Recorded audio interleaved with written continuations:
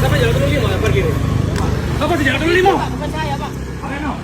Detik-detik Wali Kota Surabaya amuk juru parkir getok 35.000 di KBS, Eri Cahyadi, kamu jangan merusak Surabaya. Wali Kota Surabaya, Eri Cahyadi memarahi juru parkir di area Kebun Binatang Surabaya, KBS karena menarik tarif parkir sebesar 35.000. Temuan tersebut sontak membuat Wali Kota Eri naik pitam. Apalagi, Wali Kota Eri mendengar langsung hal tersebut dari pengunjung. Mendengar pertanyaan tersebut, salah seorang jukir liar lantas mendekati Wali Kota Eri yang sedang bersama pengunjung KBS. Tak hanya mengaku, jukir tersebut juga mengembalikan uang yang diterimanya. Mas, siapa jalan dulu lima parkir? Apa di jalan dulu lima?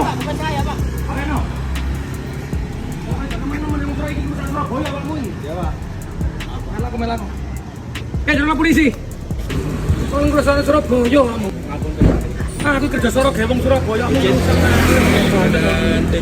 Usai melakukan sidak parkir liar, Eri meminta Dinas Perhubungan untuk lakukan pengecekan lebih lanjut. Ia meminta agar parkir hanya dikelola secara resmi oleh Dishub dan tidak ada tarif yang melebihi harga karcis.